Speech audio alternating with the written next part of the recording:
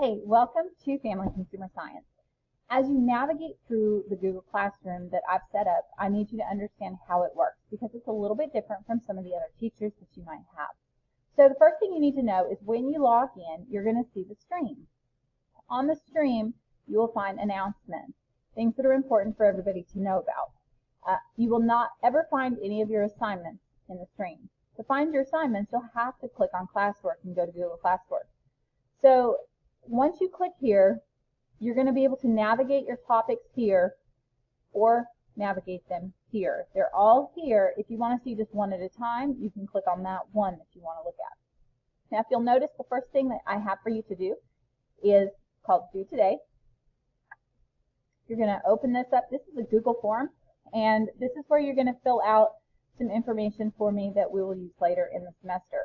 When you get to your parents' email, if you don't know it, that's okay. Ask them if you can. That's what I'm going to use to invite your parents to our Google Classroom. So I'm going to go ahead and close that and come back to the classwork of your Google Classroom. Now you'll notice that there's a time clock here and a question mark saying, what is the time clock? Clock in section. And if you look here, it's going to tell you about what that is. But that is basically where you're going to clock in and out every day, just like a job, because our class is going to operate like a business.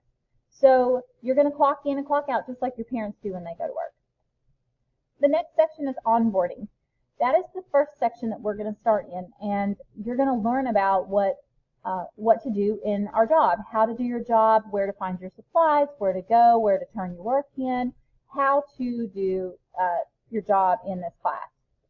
From there, you're going to have a working interview. So when people are hired in a business, they do their orientation and onboarding, and then they go into a working interview.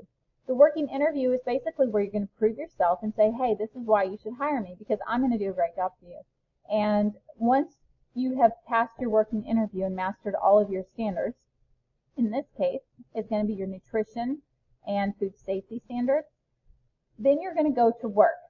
When you go to work, you're going to get to pick which sections you want to study. So if you want to study interior design first, you can. If you want to study finance first, you can do that. There's also fashion design, interior design, finance, early childhood education, and teaching as a profession.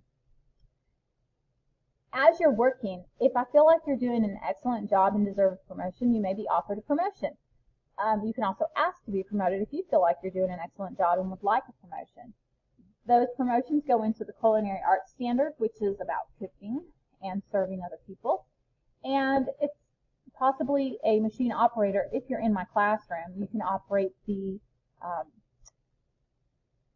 embroidery machine or the Cricut machine. If we were cooking, you would also be able to have a job as the cookie chef cooking our cookies every day. You can also promote up into an achievement section, which is a business manager of our classroom business, possibly an FCCLA officer, community service organizer, or a star events competition.